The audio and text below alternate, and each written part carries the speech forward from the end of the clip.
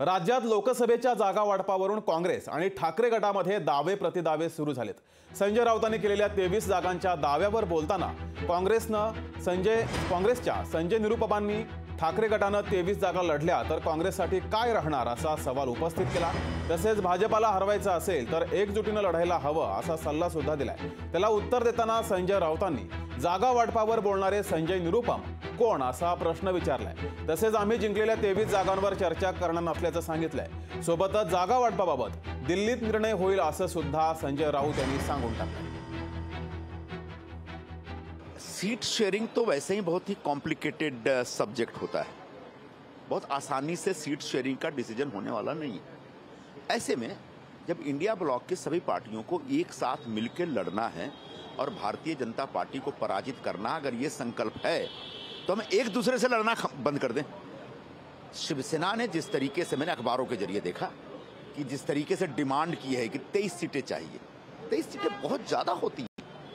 Out of 48 23 सीटें आपको दे देंगे तो हम क्या लड़ेंगे? सभी पार्टियां अगर अपने अपने स्तर पर बोलेंगे हम इतने भी लड़ेंगे, हम इतने लड़ेंगे, तो इससे आगे जाकर के विवाद बढ़ेगा और वो इंडिया गठबंधन के लिए अच्छी बात नहीं होगी। कोण आहेत मला आधी उत्तर द्या तुम्ही। ते जे बोलताय ते कोण आहेत? त्यांना अधिकार आहे, त्यांच्याकडे काय पॉवर ऑफ अटर्नी आहे? नाना पटोले असलेल्या राज्याचे आम्ही मुळात राज्यातच बोलत नाही आहोत ना। जिंकलेल्या जागांवर बोलायचं नाही, चर्चा करायची नाही, हे धोरण ठरलंय। जिंकलेल्या, आता काँग्रेसने जागा जिंकलेल्या नव्हत्या महाराष्ट्रात, पण जिथे काँग्रेसची ताकद आहे, जिथे काँग्रेस जिंकू शकते, जिथे काँग्रेसची आम्हाला मदत होऊ शकते, तिथे काँग्रेस राहणारच।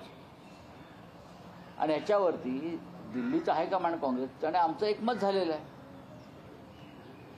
त्याच्यामुळे महाराष्ट्रामध्ये जर कोणी काय इतर मुंबईतलं कोणी बोलत असेल तर त्याकडे आम्ही फार गांभीर्यानं पाहण्याची गरज नाही। विकास आघाडीची पुढच्या आठवड्यात आहे, मग सगळं स्पष्ट होईल, काही काळजी करू नका। एकीकडे प्रकाश आंबेडकर 12-12चा बघूया ना, चर्चा तर झाली पाहिजे, चर्चा तर होईल। पुढच्या आठवड्यात आमची मीटिंग आहे, सगळे चर्चा करू आणि तुम्हाला सांगू।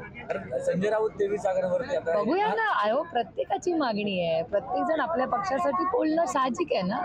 मीटिंग मध्ये चर्चा होईल तेव्हा आम्ही तुम्हाला सांगू। आपली किती मागणी? आमची काही मागणी नाही, आम्ही चर्चेला आधी बसणार मगच सांगणार।